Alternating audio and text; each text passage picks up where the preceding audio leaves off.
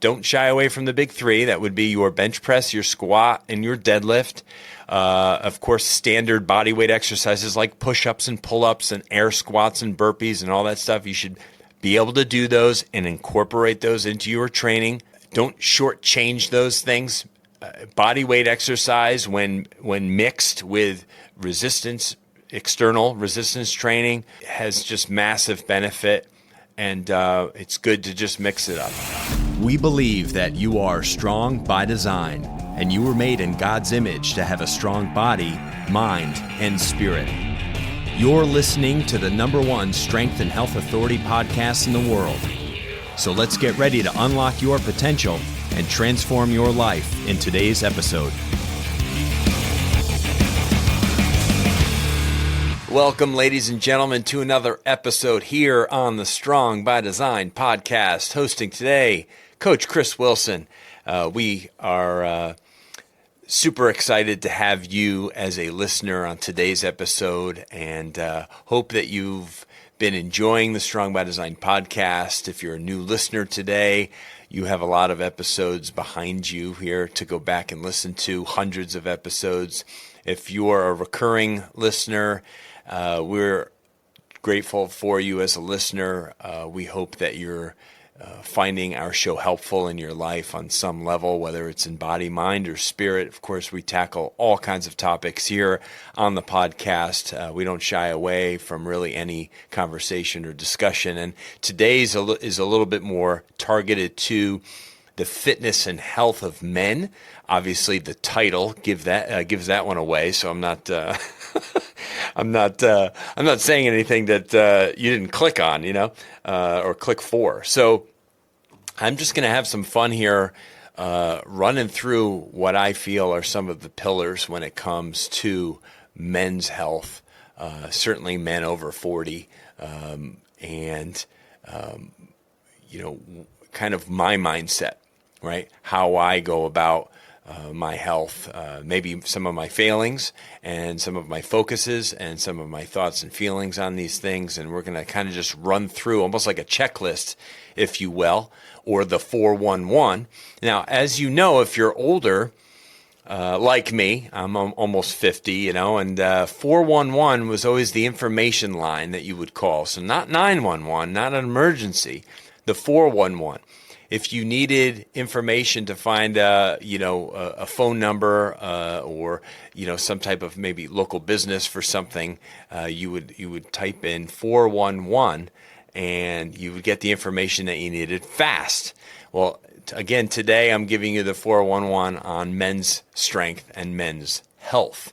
And as I said, I created kind of a nice checklist, if you want to call it that, of topics that are certainly top of mind for a lot of guys who are a little bit health conscious or looking to maintain a certain amount of strength or resistance training in their lives. Certainly that's a major player, a major factor in our overall health, longevity, energy, all of those things. So why is the number one, or should I say maybe what is the number one thing that men need to be mindful of? Well, I'm going to give you the 411 on testosterone, because that's kind of the starting point, if you will, for men, certainly over the age of 40, because I think up till that point, we can kind of get away with not being focused on our hormone, our number one man-making hormone. We, in our 20s, it's kind of at its peak. It's optimal, regardless really of a lot of things, regardless of our sleep, regardless of our nutrition, regardless of our exercise, our physical activity. It's just a hormonal thing when it comes to chronological age, that in your 20s through, really 30 or early 30s, your testosterone is kind of at its highest level. And then you start to see a drop off as you get into your 30s. And you might not even notice it or feel that drop off. It's very kind of slow.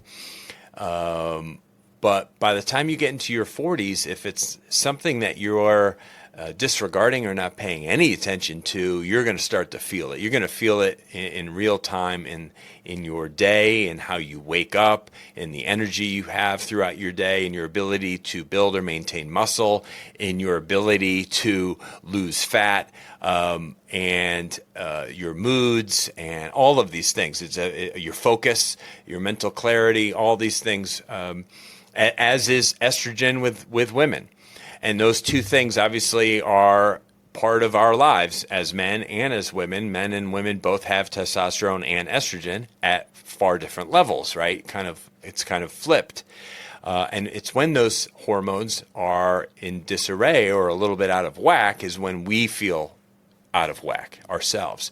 So men, I would say by mid-30s, really got to start thinking about this stuff, and certainly into their 40s and beyond. And there are a lot of natural ways to maximize or optimize your testosterone. In terms of, I have a screen up in front of me, in terms of the benefits of high testosterone, well, actually, let me start with some of the concerns when it comes to testosterone. Joint pain. We can have more joint pain because our testosterone levels are low. Low energy levels, as I already alluded to. Low sex drive, so your libido is messed up.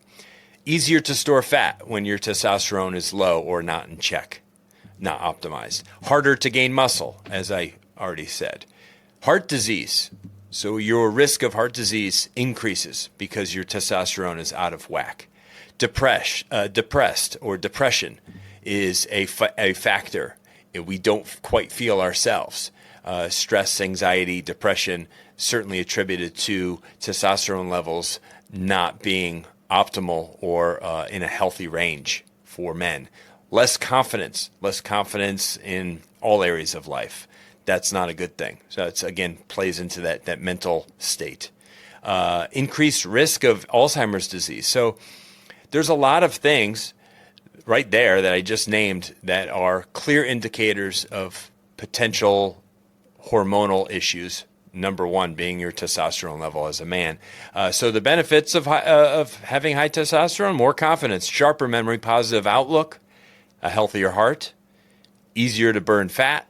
So while active and while inactive, like when you start to focus on muscle and strength training and gaining muscle, your body, your metabolism does a far better job of running and burning up stored fat.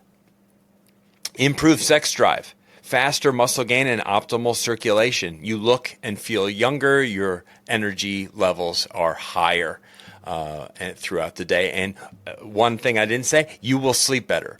If your testosterone is optimized and in a healthy range, you will sleep better. These all things play off of each other. They're all connected, for sure. There's not one of these things isolated. These are all things that are have a great deal of impact on each other. So let me get back to where's my other screen here, Chris? There it is. So we've talked a little bit, obviously, about testosterone. I kind of had to start there as a man who's 49 going on 50 years old. I myself have, dealt with some testosterone things and checking that. I actually haven't checked my testosterone levels in, I want to say 3 years.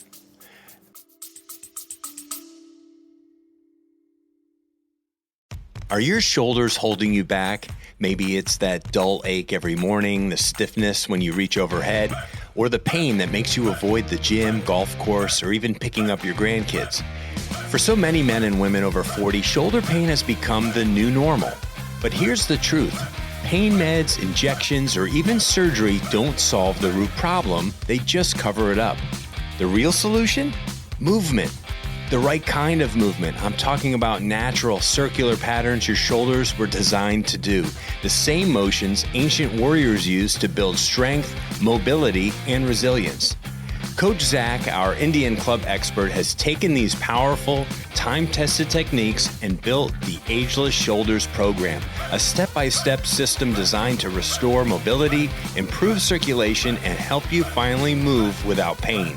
Imagine waking up without stiffness, playing the sports you love, or just enjoying life again without constant shoulder pain. That's what Ageless Shoulders is all about. To learn more, go to criticalbench.com and click Ageless Shoulders in the top right-hand corner and start your journey today. 3 years-ish. For a while, I was going to a local clinic where I was actually getting a prescription DHEA and pregnenolone, those are over-the-counter things. I was just getting like pharmaceutical grade DHEA and pregnenolone prescribed by a doctor through a health clinic over in Tampa. And I was also taking our natural testosterone booster, previously called T-Drive, now called Critical T, under the Critical Nutrition Labs label. And I've continued to take the same ingredients, same list of same formulation, just under a new name, new label. And I've been taking that for 10 years, and I feel pretty darn good. So I imagine, without getting it checked in recent years, that I'm still at a very healthy level in terms of energy, in terms of sleep, in terms of muscle gain and strength and stuff. I actually feel as strong now as I did 10 years ago in a lot of ways. So that's a good thing. The question is, how are you feeling? So you got to answer that for yourself. The 411 now on strength after 40, seeing as though I've just talked about that for myself, how your training needs to shift with your age. Number one, you need to be very mindful of how your body feels. You need to listen to your body. You need to know what your limits are and stay within those things. A body in its 40s doesn't quite feel or move the same as a body in its teenage years or 20s, but it doesn't mean that we can't do the bulk of the things that we once did. We just maybe have to, do things slightly different. We might need to warm up for longer. We might need to do things for shorter durations. We might have to maybe not do lifts 1 rep maxes as frequently, and stick more in our 70 to 90% 1 rep max when it comes to weights that we're working with. We just need to be mindful of these things, seek healthy alternatives and variations to exercises. But as I always say in all the content that I've made over the years, especially on YouTube, is we need to continue to move dynamically. We need to work in as many ranges of motion as possible to move the joints, the shoulders, the hips, the knees, the ankles, the neck, all of these things, the spine, through as much range of motion, the healthy ranges of motion as possible, and be able to maintain strength in those ranges of motion.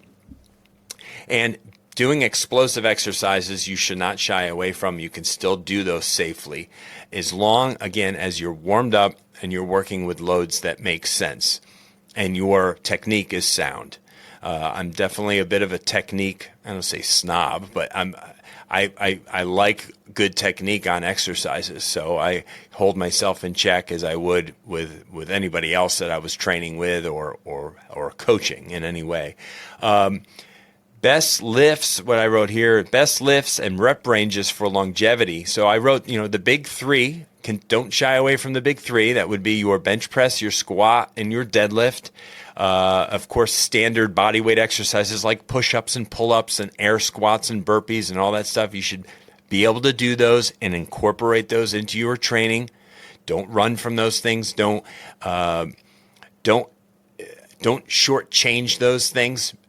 Body weight exercise, when mixed with external resistance training, has just massive benefit, and it's good to just mix it up. And some of my workouts, I have a combination of body weight stuff with weights. I'm always kind of mixing and matching things. And your strength training, as I alluded to a few minutes ago, should focus on 70 to 80%, maybe even up to 90% of your 1 rep max. But typically 70 to 80% is going to be like an 8 to 10, 8 to 12 rep range for most of your lifts, okay? So if you're working, power lifters, they're a whole different level. They typically are working in the high 80s to 100% of their max effort, and that's just a different thing. That's a competitive thing. It's a certainly not. It takes its toll on the body. It's not an easy experience for the body, and typically very painful and doesn't have. But if you do it right, I've seen people who still push the limits of their capabilities as they age, and they do it the right way. But for most people who aren't training that way, I would say 70 to 80% of your 1 rep max. So say you're a person who knows that like 225 pounds on the bench press probably is about as heavy as you could get for 1 rep, then you want to figure out with simple math what's 70 to 80% of that weight and probably work in that range. It doesn't mean that you can't still get stronger as long as your training approach is sound, again, and you're doing the right warm-ups and all that stuff. I'm a huge advocate for warming up, moving your body smartly for a good 10 to 15 minutes, sometimes even more, but 10 to 15 minutes where you're breaking a sweat, where you're doing specific movement patterns that are dynamic, that are maybe even explosive, that prepare you for the lift that you're about to do. And then I wrote here the importance of recovery, your mobility work, doing some yoga, walking, light activity, light exercises that are more fun-based. I put here, of course, your water intake is huge. Drinking water on your training days and on your non-training days. Hydrating every day is super, super duper important. Start early so that you're not drinking massive amounts of water like after dinner time and having to disrupt your sleep, going to the bathroom a lot. So drink a lot of water right from when you wake up all day long with meals. And it's really hard to overdrink water, especially if you're active or live in certain climates. I live in Florida. You can probably get away with drinking extra water in this heat and humidity. And deep breathing and, of course, sleep, I wrote. So, obviously a whole blend there of things that impact your strength.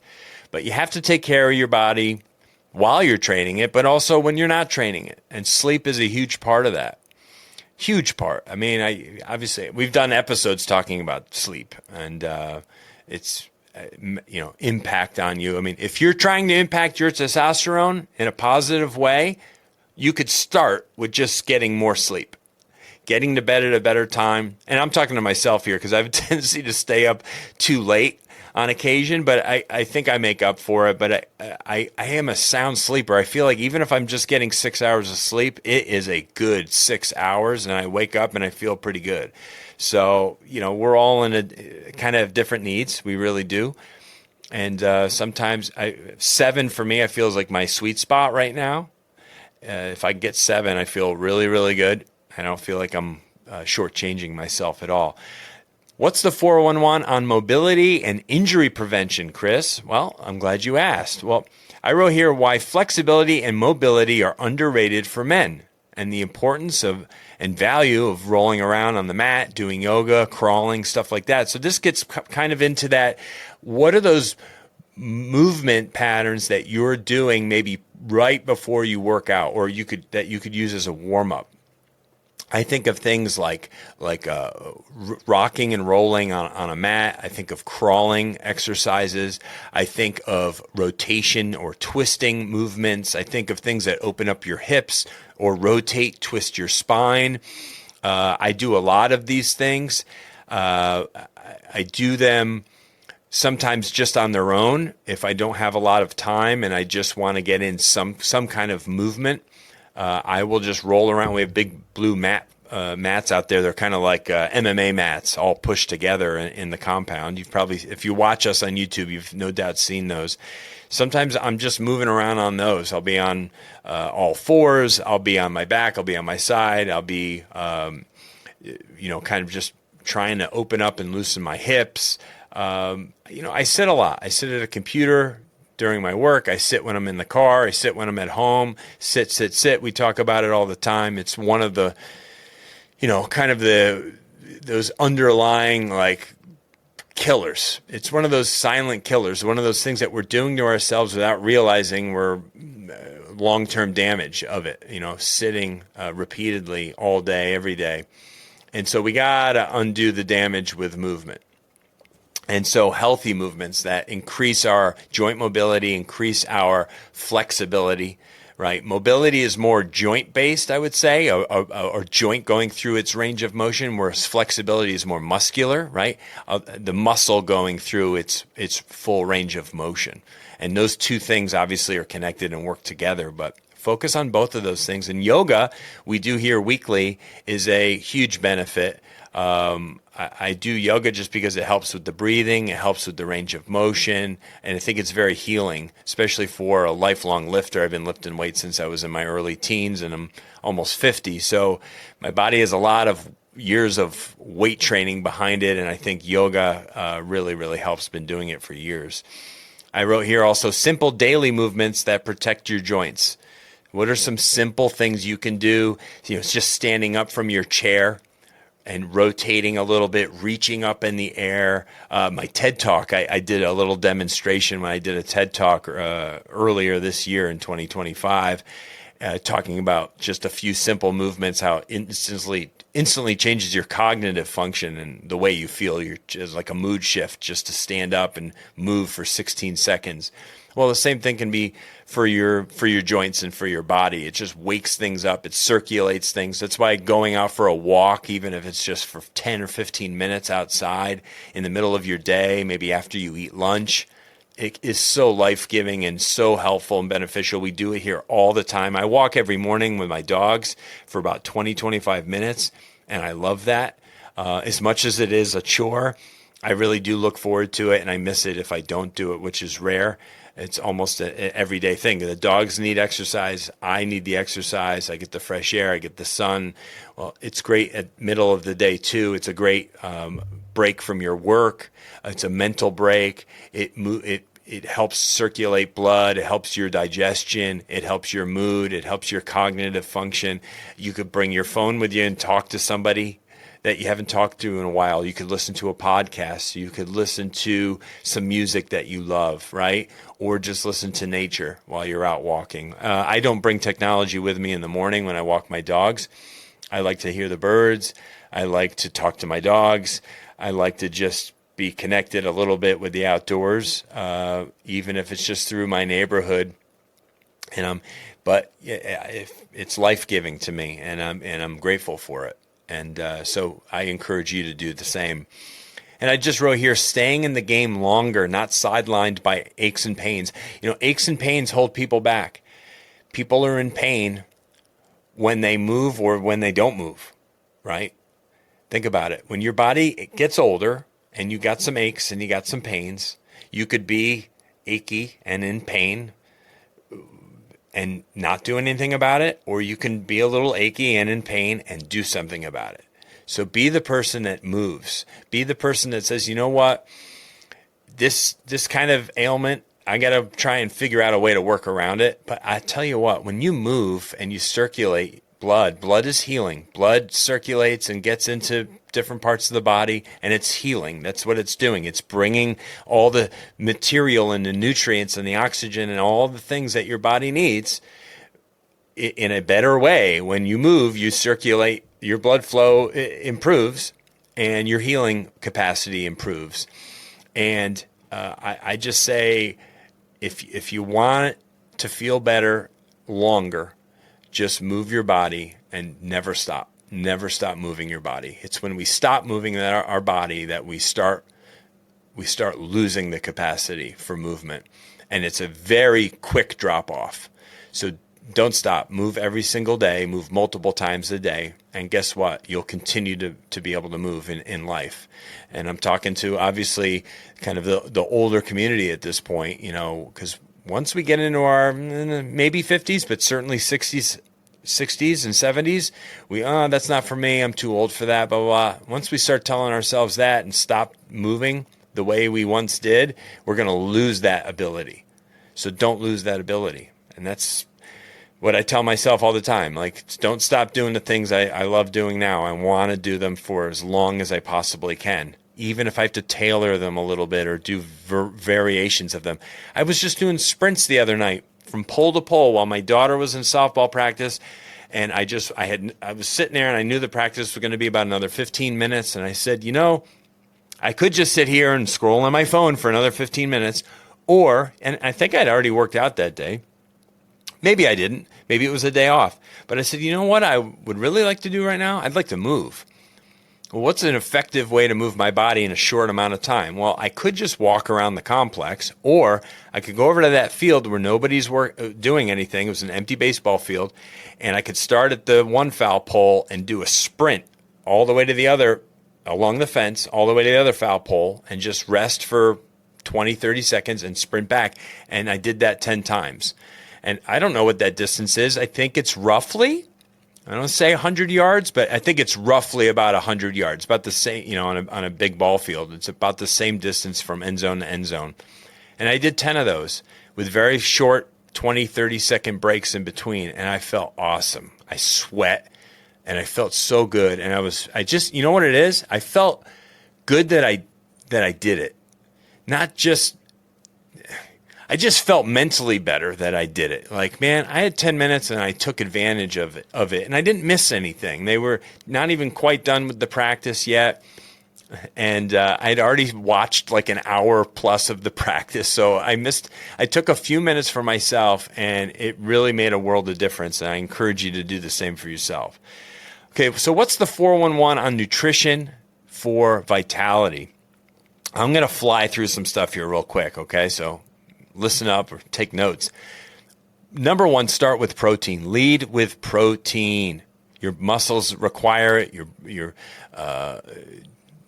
When you eat protein, you have a tendency to also consume some fat. Most protein sources, not all, but most, have a certain amount of fat that comes with it. So that's good. You're getting, typically animal-based proteins, right? And you're getting some kind of fat along with it. Fat your body needs, your brain especially, and it's good. And of course, there's lean proteins, and there's kind of middle of the road, and then there's fatty proteins, like but protein from fish, also higher in fat, really, really good source.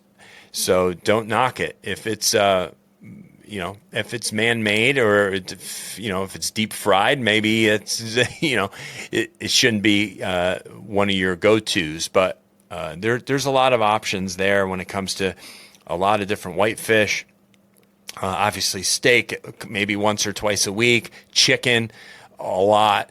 Eggs, obviously. I have probably, I don't know how many eggs I eat in a week. A lot. We go through a lot of eggs at my house. My wife loves eggs. My kids like eggs, so I said here, try to eat your protein 80 to 90% of the time, and add in healthy fats like good oils, avocados, nuts, fish. Lead with protein. Try to get as much protein in as you can. And if you start with protein in your meal, at least, and you fill up, at least you got your protein in. Don't start with all your carbs and all the other stuff. Start with the one that matters most. And then you can fill the gaps with the other things. I also wrote here, energy stabilizing foods versus energy draining foods. So I wrote whole foods, your quality proteins and fats versus your processed foods and crappy carbs. So obviously we know there's a lot of boxed processed foods, things that are frozen, things that are sitting on a shelf for months. Like, those shouldn't be your go-tos. You should look for fresh options as much as possible. You should try and do home-cooked meals or bring those things in for lunches. Do things that require a little bit of work that maybe you can cook in bulk, and you're just going to have healthier options to eat rather than things that are quick and convenient that you can run and go pick up. Now, luckily, there have, I would say in the last, 10 years, a lot of healthier kind of quick grab options have popped up, and even at like 7-Elevens and stuff like that, where you can go and grab some, hard-boiled eggs. You can grab little packets of things that maybe have like a meat and cheese kind of thing going on, that at least are better options than in the past of going to fast food and stuff. So try to, and not to say I'm perfect, I'll have fast food on occasion with the family. It's rare.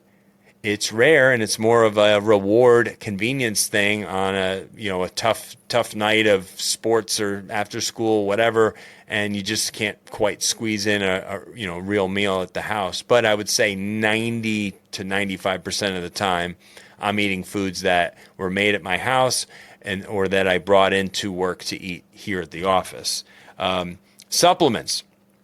We've talked a lot about food. Supplements that are worth considering. Well, we have a whole bunch of them in our Critical Nutrition Lab store. We have a Critical Health Stack, which is your omega-3s with probiotic and a vitamin D plus magnesium. That's our Critical Health Stack. Those are really important ones. Really good stuff there. Of course, I've talked briefly about Critical T that I've been taking for over the same formulation. I think it's over 10 years now. I think we first released T Drive is the name. It was in 2014. I feel like it was 2014, 2015. So 2025. So it's at least 10 years. I've been taking the same formulation, and under the name of Critical T by Critical Nutrition Labs, and I believe in it. Has really good stuff in it. All science-backed ingredients. What else? What else should we be taking as men? Creatine monohydrate. There's no supplement out there that has more science and more studies behind it than creatine monohydrate. There's lots of different ones out there that are good, brands and stuff. Added into a post-workout protein shake, added into a yogurt, Greek yogurt. There's a variety of ways to consume it. The powdered form is the best, where you just put in a nice 5 to 10 milligram scoop. If you haven't been taking it and you need to kind of load it, you could do a double up for a few weeks to really get it in your system, and then just go to one serving a day.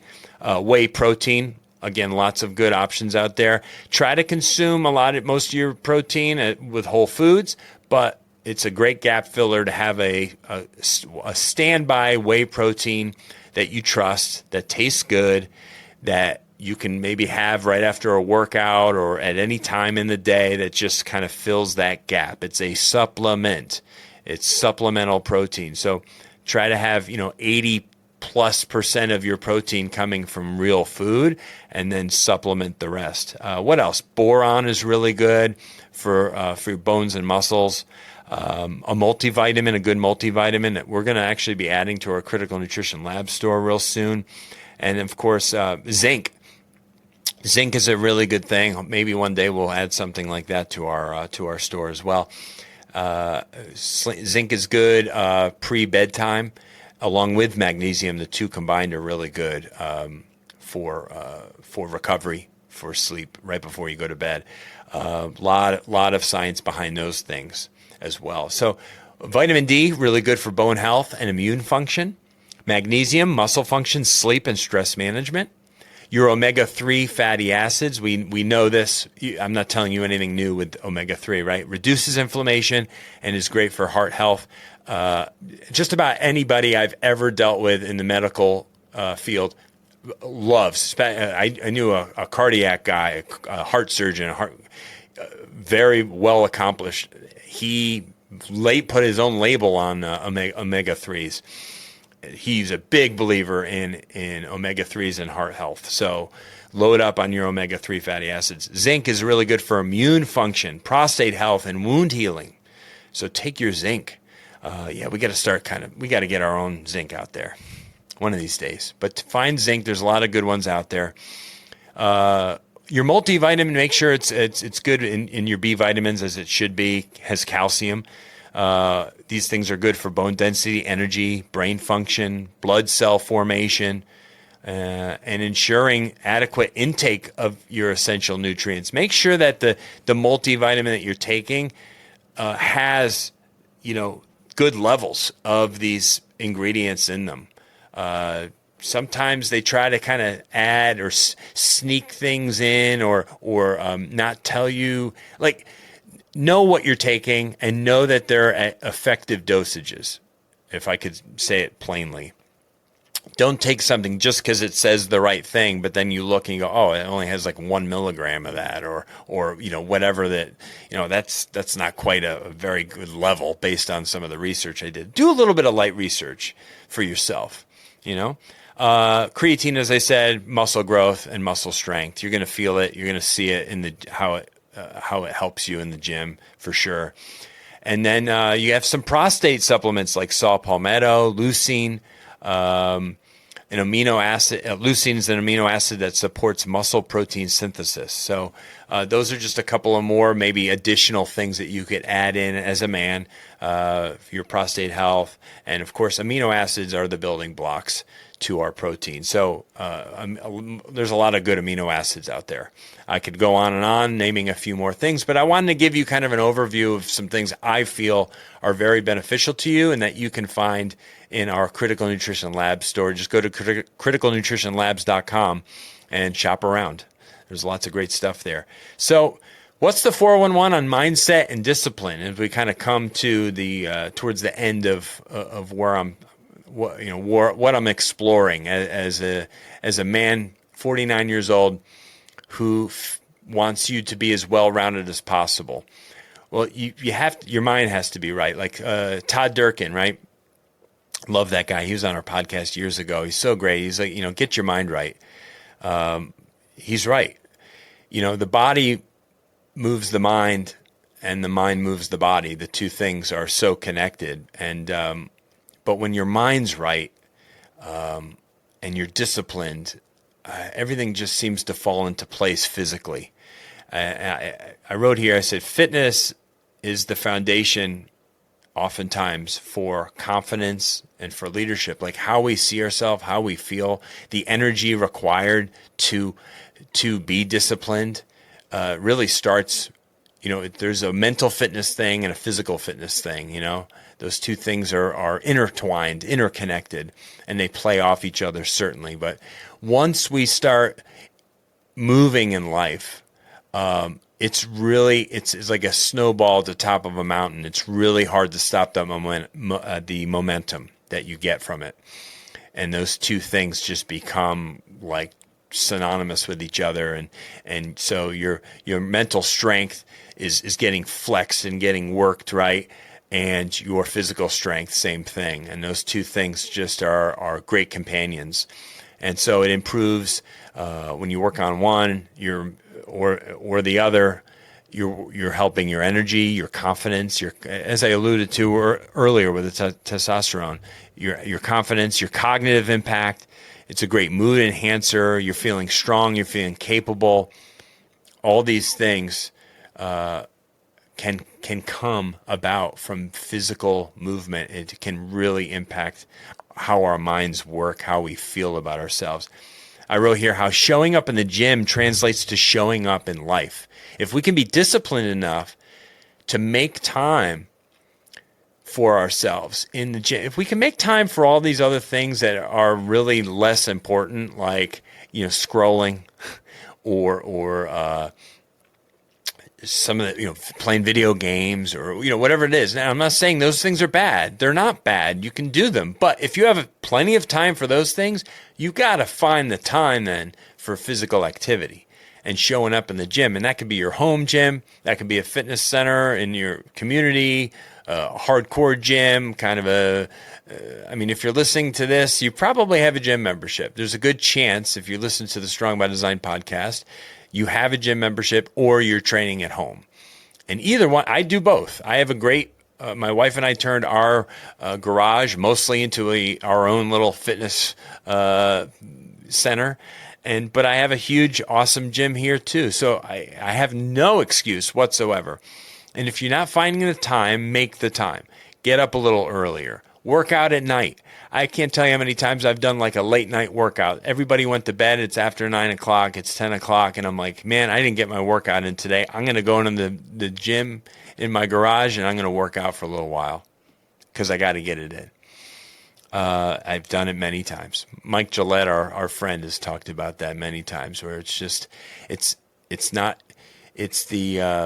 secret of the clock, he calls it. The secret of the clock is this, is that the clock should not dictate you getting stuff done. Who cares it's 10 or 11 at night and you didn't work out, or you haven't been working out? Go work out, or get up at 4 a.m. and do it, right? And then lastly, I said here, discipline with your physical health leads to discipline in all areas of your life. And there's so much proof of that and evidence of that. It's just crazy. That is a fact. One mindset shift that men need to make today is to replace one bad habit with one good habit. So what's one thing that you know you're doing, and I'll tell you what mine is right now, and you can replace it with one good habit and stick to that for 30 days to lock it in. Evaluate and proceed with another one. Follow this method repeatedly. That's what I wrote. It's like I wrote like little instructions for how to do this. This replace one bad habit with one good habit. It could be anything small. It could be, I'm not drinking enough water. So this is what I'm going to do to drink more water. Every day when I first wake up, I'm going to have a full glass, like a 16 ounce to 20 ounce glass of water. You can drink it kind of fast. You can sip on it maybe while you're having your coffee, whatever it is. But drink that 16 to 20 ounces of water within the first hour of being awake. Every time you have a meal, drink a full glass of water. And certainly while you're working out, drink extra water. Drink as much water as you can while you're exercising. So drinking water, really easy thing to start to improve on, because so many of us are just walking around dehydrated. What's mine? What you want to know? What's my bad habit? Well, I have several of them, but one of them is I think that I am leaning too much on caffeine. You become addicted to things, right? You become addicted to the coffee you have in the morning, maybe an afternoon iced coffee, become addicted to a Celsius or a Monster or whatever. And so this is something I'm aware of, and I have thought seriously about, like, man, I probably need to go on a little bit of a caffeine break, or at least a caffeine reduction. So this is something that I think I'm probably messing up on and can improve on. There's other things that I'm certainly I can work on, but that's just one that comes to mind for me. And so I have to come up with, hey, instead of having a Celsius right now or a cup of coffee at 2 in the afternoon, what if I just chug a glass of water and then go outside for a quick walk or something instead? And that'll probably energize me as much or more than if I was to have a stimulant drink. There are alternatives to perking yourself up than drinking more caffeine. So, although some caffeine is reported to be, I think, very beneficial for us, but like a lot of things, too much of a good thing can become a bad thing. So, check yourself, lean into that a little bit, and be honest with yourself. What's a bad habit that you think you have? Try replacing it with a good one. Do it for a month, and then reevaluate and try to go after another one once you've locked it in, right? So that's the 411 on a lot of things for us men, for our overall health, for our strength, and for, really impacting our number one man-making hormone, which is testosterone. And if that is something that's prioritized, something that we're thinking about, something that's optimized, certainly as we get older, we will hold on to our youth, I think, as long as we possibly can. Don't stop moving. Don't stop making time for yourself and doing something that has long-term impact. because I know if you're listening to this, you care about how you age into your 50s, 60s, 70s, and beyond, and that you want to be as strong and capable and independent as you can for as long as possible, and be there for people that count on you and love you, and do what you can to have the best, longest quality of life that you can have. And I just encourage you to go check out our Critical Nutrition Labs website. It's really a beautiful thing. It has a blog. There's articles in there. You can learn so much about things that you should be supplementing your body with and improving your overall health with. So Coach Chris here at Strong by Design. I hope you got a lot out of this today. Listen to it again. If I said a lot of stuff here, check the show notes. I'll try and give you some links in the show notes to things that can be helpful for you as well. But if you got to, hit rewind and take some notes or whatever, do it, man. Lots of good stuff there. Thank you so much for coming back to the show. And if you're a first-time listener, welcome. Please continue to support what we're doing here at Critical Bench on the Strong by Design podcast. We love you, and I'll be talking to you real soon. Bye-bye. Thank you so much for listening to the Strong by Design podcast. If you found value in today's episode, please subscribe so that more people can find out about our show. Plus, you don't want to miss any future episodes with the amazing guests and topics we have lined up for you.